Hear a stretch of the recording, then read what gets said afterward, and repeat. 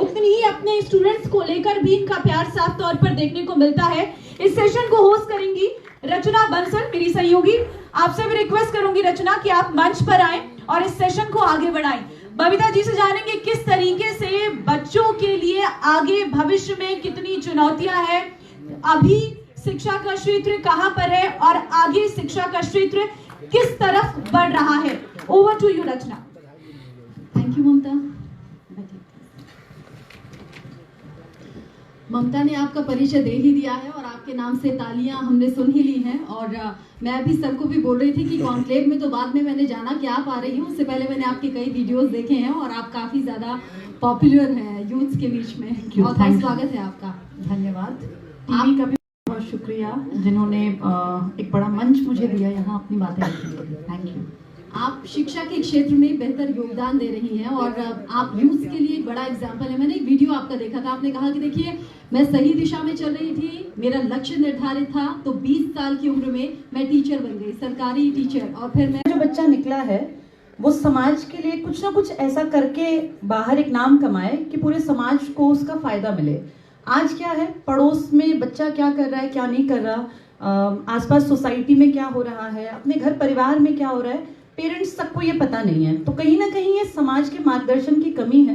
Parents, teachers, पूरी society का जो एक योगदान था बच्चे की पर्सनालिटी को बनाने में, वो कहीं ना कहीं कमतर हो गया, जिसके वजह से बच्चे दिशा से भटकते हुए नजर आ रहे हैं। लेकिन असलियत ये भी है कि इस पीढ़ी में हमारी पीढ़ी के मुकाबले ज्यादा जोश है, ज्यादा ताकत है, ज्यादा ऊर्जा है। बस दिशा मिलने की देर है, फिर ये हमसे बहुत ज्यादा अच्छे ऊंचे रास्तों तक जाने की काबिलियत रखते हैं। जी। दिशा कैसे तय होगी, इसमें किसकी भूमिका होनी चाहिए, घर से लेकर बाहर स्कूल कॉलेज तक।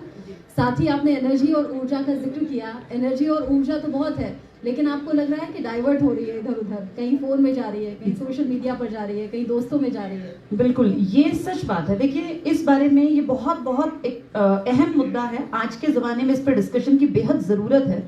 जब बच्चा 12वीं पास करता है तो 12वीं के बाद सपने कई बार बहुत ऊंचे होते हैं। ऊंचे सपने देखना बुरा नहीं है, लेकिन सबसे पहली ज़रूरत है बच्चा अपने घर की पारिवारिक स्थिति को, आर्थिक स्थिति को संभाले, समझे कि हाँ मेरे पिताजी मेरे भविष्य पर इतना पैसा खर्च कर सकते हैं। कई बार मैं देखती हूँ ऐसे स्टूडेंट्स आते हैं, बहुत गरीबी के स्तर से उठ के आएंगे और सपने ऐसे बना लेंगे कि जो 50 लाख का, 40 लाख का, 30 लाख का खर्चा कोई इस तरह का कोर्स करना चाहते हैं। तो ये कहीं ना कहीं बच्चों को समझने की ज़रूरत है। देखिए, 12वीं के बाद जब आप बाहर निकलते हैं तो एक खुला आसमान आपके सामने होता है। आपकी इच्छा होती है उड़ान भरने की, लेकिन उड़ान भरने से पहले ये भी देखना चाहिए कि हमारी जो ऊंचाई है जिसको हम तय करना चाहते हैं, वापस जिस जमीन पर आएंगे उसके बीच में दूरी कितनी है। हम ऐसे कोर्सेज ना करने में लग जाएं जो कि हमारे पिताजी की रीच से बाहर हैं, या पिताजी की जमीन का टुकड़ा बेच के हम कोई पढ़ाई करें और फाइनली जाके हम, बहुत सारे ऐसे स्टूडेंट्स भी देखने में आते हैं जो बहुत पढ़ लिख जाते हैं लेकिन फाइनली सक्सेसफुल नहीं हो पाते। कारण उनके दिमाग में हमेशा एक प्रेशर, एक स्ट्रेस, एक टेंशन रहती है कि मैंने पिताजी का इतना पैसा लगा दिया, अगर मुझे सक्सेस नहीं मिली, अगर मुझे सक्सेस नहीं मिली। आपने 3 इडियट मूवी देखी होगी सभी लोगों ने। वो जो एक स्टूडेंट, एक जो लड़का था जिसके पिताजी पोस्ट ऑफिस में थे और पैरालाइज थे, वो हमेशा प्रेशर में रहा, हमेशा टेंशन में रहा, वो अपना बेस्ट कभी बाहर निकाल ही नहीं पाया। तो ये संभालने की जरूरत है पेरेंट्स को, टीचर को और सोसाइटी को, कि बच्चे का आर्थिक स्तर देखने के बाद ही वो डिसीजन ले बच्चा, और उसमें टीचर्स हेल्प करे। अगर बच्चा बेहद गरीबी के स्तर से आता है तो उसे इस तरह के कोर्सेज करने की जरूरत नहीं है जहां लाखों करोड़ों रुपए की इन्वेस्टमेंट बच्चे पे लगती है। वो कोई भी ऐसा रास्ता अपना ले जिसमें 12वीं के बाद या ग्रेजुएशन करने के बाद तुरंत से वो एक बार एक प्लेटफॉर्म पकड़ ले, चाहे वो सरकारी नौकरी का ही क्यों ना हो, क्योंकि 12वीं के बाद बहुत सारे रास्ते खुलते हैं।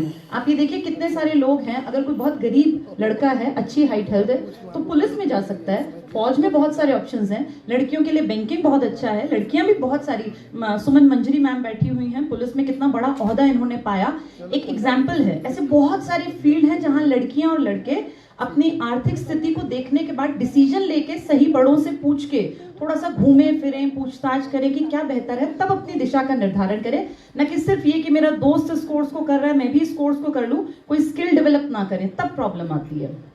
आपके पास लड़के लड़कियां दोनों स्टूडेंट्स आते हैं, रेशो क्या रहता है?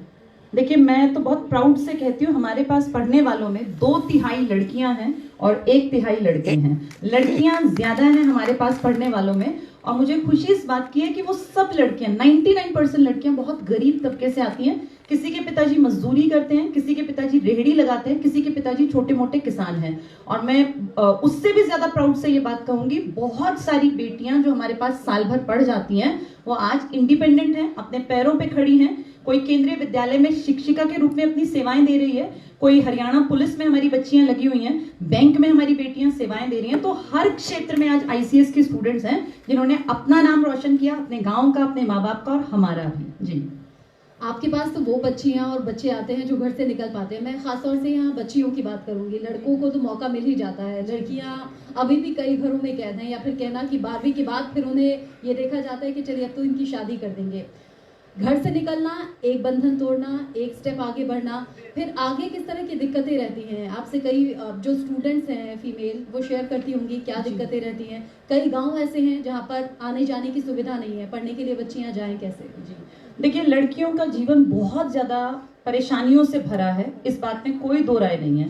लड़कों को भी दिक्कतें हैं, मैं ये बिल्कुल नहीं कहूंगी कि लड़कों की लाइफ बहुत आसान है। लड़कों के ऊपर जिम्मेदारी बचपन से इतनी वो फील करने लगते हैं कि कई बार वो उस जिम्मेदारी के बोझ में दब जाते हैं। लड़कियों की दिक्कतें थोड़ी सी अलग इसीलिए हैं क्योंकि अभी इंडिया में लड़कियों के प्रति वो इज्जत, वो एक ओहदा जो उनको मिलना चाहिए वो मिला नहीं है। ठीक है, इस तरह के वुमेन एम्पावरमेंट के कॉन्क्लेव आप लोग कर रहे हैं, जागरूकता बढ़ा रहे हैं, बहुत अच्छी बात है।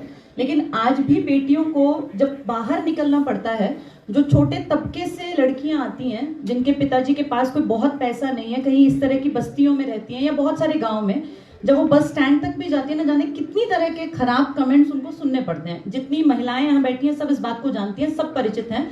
आप जब एक भीड़ से गुजर रहे होते हैं तो एक अजीब सा अनजान सा डर आपके मन में रहता है कि पता नहीं क्या कुछ सुनने को मिल जाएगा। इस डर को फेस हर लड़की करती है, बाहर निकलती है।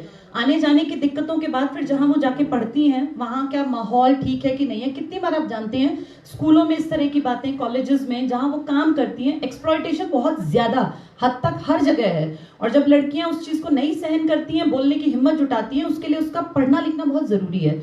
पढ़ी लिखी काबिल औरतें अपने अधिकारों के प्रति जो समझदार हैं, जिन्हें पता है कि हमारे अधिकार क्या हैं, ऐसी औरतों की जरूरत है इस समाज को। तो सब लड़कियों को खूब, बेटियों को खूब पढ़ना चाहिए। इतना पढ़ना चाहिए कि वो सामने वाले की हर बात का उत्तर देने के काबिल बन सके, किसी बात में उनसे पीछे ना रहें। और पढ़ने लिखने के साथ साथ दूसरी इंपॉर्टेंट बात है, वो अपने पैरों पे खुद खड़ी हों। देखिए, हाईली क्वालिफाइड लड़कियां भी अगर घर में बैठी रहेंगी, घर तक सीमित रहेंगी, मैं ये नहीं कह रही हूँ कि घर का काम कोई छोटा काम है, काम हर काम बहुत बड़ा है, बहुत बेहतर है। और होम मेकर अपने आप में बहुत बड़ी ड्यूटी, बहुत बड़ी जिम्मेदारी निभाती हैं। लेकिन जब तक लड़कियों के हाथ में अपनी कमाई का पैसा नहीं आएगा ना, तब तक उन्हें वो इज्जत, वो एक रिस्पेक्ट समाज, सोसाइटी नहीं देगी जो उन्हें मिलनी चाहिए। तो मैं तो हर बेटी को यही कहूंगी, हर पेरेंट को यही मैसेज दूंगी, अपनी बेटियों को पढ़ने का पूरा मौका दीजिए। आपकी बेटियों में क्षमताएं भरी पड़ी हैं, उनके पंखों को उड़ान भरने के लिए खुला आसमान आपको देना पड़ेगा। उनकी क्षमताएं अपार हैं, वो बहुत कुछ अचीव कर सकती हैं। लड़कियां आज प्रेसिडेंट अवार्डी भी हैं, लड़कियां आज स्पोर्ट्स में नंबर 1 हैं, लड़कियां बेहतरीन टीचिंग में, मेडिकल के फील्ड में, कोई ऐसा क्षेत्र नहीं है जहां हमारी बेटियों ने परचम ना लहराया हो। तो जरूरत इस बात की है कि अपने एक देखें कि हम कहाँ स्टैंड करते हैं और कितना हम अचीव कर सकते हैं। अगर कोई बेटी बहुत गरीब है तो भी डरने की जरूरत नहीं है, गरीबी को काटने का रास्ता भी पढ़ाई से ही होकर गुजरेगा। जो लड़कियां मेहनत करेंगी, मेहनत का कोई पर्याय नहीं है, हर लड़की को अपने हिस्से की मेहनत करनी पड़ेगी। इस समाज से लड़ने के लिए अपने आप को काबिल, ताकतवर और आत्मनिर्भर बनाना पड़ेगा, तभी बात बनेगी। एक तरफ आपने कहा कि बेटियों को स्वतंत्र छोड़ दीजिए, घर से बाहर भेजिए, उन्हें पढ़ने लिखने का मौका दीजिए, और ये बात बिल्कुल ठीक है। जब तक अपने हाथ में अपनी कमाई नहीं आती, वो कॉन्फिडेंस नहीं आता, और हाँ, वो इज्जत भी नहीं मिलती है, ना घर में ना समाज में। लेकिन लड़कियां जब घर से निकलेंगी, कई बार वो ई रिक्शा लेंगी, ऑटो लेंगी, बस लेंगी, या खुद की कार से ही चले, वो फप्तियां कभी भी रुकती नहीं है, चाहे आप किसी भी तबके में चले जाएं। कई बार लड़कियां घर पर नहीं बताती हैं कि फला ने मुझे ये कमेंट पास कर दिया या मेरे साथ ऐसा छेड़छाड़ हो गई। कई बार लड़कियां बहुत डिप्रेशन में चली जाती हैं, और फिर बड़ा दुखद होता है कि कई बार गंभीर कदम उठा लेती हैं, अपनी जान तक दे देती हैं। क्या करें लड़कियां जब सहम जाती हैं, जब बाहर के माहौल में डर जाती हैं? और मैं तो कहूँगी इंडिया न्यूज़ हरियाणा के जो दर्शक हैं, वो लड़के भी आपको सुने जो कॉलेज जाते हैं और इस तरह की हरकत करते हैं। जी जी जी, देखिए, लड़कियां जो है, सबसे पहली जरूरत है, ये सब चीजें एकदम नहीं बदलेंगी। इसके लिए लड़कियों को फिर मेहनत करके, हिम्मत करके पढ़ाई का रास्ता पकड़ना पड़ेगा। फप्तियां सुन के भी हमें दिमाग में ये बैठाना पड़ेगा कि इस माहौल को आने वाली पीढ़ी को ना झेलना पड़े। आज आप यहाँ बैठी हैं, मैं यहाँ बैठी हूँ, ये सभी जितनी महिलाएं मेरे सामने हैं, सभी इसके लिए हमें थोड़ा सा बोल्ड बनना पड़ेगा, कॉन्फिडेंट बनना पड़ेगा, पढ़ना पड़ेगा और पढ़ने के बाद अपने आप को फाइनेंशियली इंडिपेंडेंट बनाना पड़ेगा। एक चीज और मैं कहना चाहूंगी, जिन लड़कियों के माँ बाप अच्छे खासे पढ़े लिखे हैं उन्हें दिक्कत उतनी नहीं आती, लेकिन जिनके घर में पढ़े लिखे लोग नहीं है, मैं जोड़ना चाहूंगी। प्राइवेट सेक्टर में मैं बहुत सारी बच्चियों को जानती हूँ जो अच्छा कर रही थी, पर शादी के बाद इन लॉज ने या हस्बैंड ने ये कह के नौकरी छुड़वा दी कि हम लोग प्राइवेट सेक्टर में नौकरी में नहीं भेजेंगे। तो उन बेटियों को मेरा ये मैसेज है कि जो इस तरह का माहौल है, अपने को ये भी जागरूक करना पड़ेगा कि वो सिर्फ कमाए ना, उस कमाई पे अपना होल्ड भी रखें, उस कमाई को अपने हिसाब से खर्च भी करने की ताकत को रखें। जी, आपने बताया कि बच्चियां क्या करें, बच्चियों के पेरेंट्स क्या करें। अगर बात फप्तियों की हो रही है, अगर बात बच्चियों के साथ मिसबिहेव की हो रही है, तो क्या आप लड़कों को कुछ नहीं कहना चाहेंगी या फिर लड़कों के पेरेंट्स को कुछ नहीं कहना चाहेंगी? क्योंकि एक ही फैमिली है, एक ही परिवार है, वहाँ बच्ची भी पल रही है, वहाँ बच्चा भी पल रहा है। जी, मैं यही मैसेज दूंगी लड़कों को भी, क्योंकि देखिए मैं एक बेटे की भी माँ हूँ और बेटी की भी माँ हूँ। जितने लड़के, मैं अपनी क्लास में भी इनफैक्ट यही कहती हूँ, अगर आप किसी भी लड़की के साथ गलत व्यवहार करते हैं, चलती हुई बस में, ट्रेन में, मार्केट में, तो इस बात को मत भूलिएगा, ये सेम व्यवहार आपकी बहन के साथ, आपकी बेटी के साथ भी होगा। क्योंकि आप जब तक नहीं सुधरेंगे, सोसाइटी नहीं सुधरेगी। तो अपने आप को अच्छा बनाइए। एक एक लड़का, एक एक आदमी अगर अपने आप को अच्छा बना लेगा, तो फिर हमारी बहन, हमारी बेटियां, हमारी बहनें, हमारे घर में जितनी महिलाएं हैं, वो फ्री होके इस समाज में घूम सकेंगी, पढ़ सकेंगी और इज्जत के साथ सर उठा के चल सकेंगी। तो ये सबका साझा प्रयास होना चाहिए, किसी एक का नहीं। और इसको भी मैं कहीं ना कहीं पढ़ाई से जोड़ना चाहूंगी। ये जो आजकल की शिक्षा पद्धति है ना, इसने लोगों को रोबोट बना दिया। 99%, 100%, 98.9% लोग मरे जा रहे हैं। मेरे बच्चे के 100% आए, मेरे बच्चे के 100% से पॉइंट भी कम ना रह जाए। लेकिन इस शिक्षा के असली मायने में जो सुधार आना चाहिए था, वो नहीं आ रहा।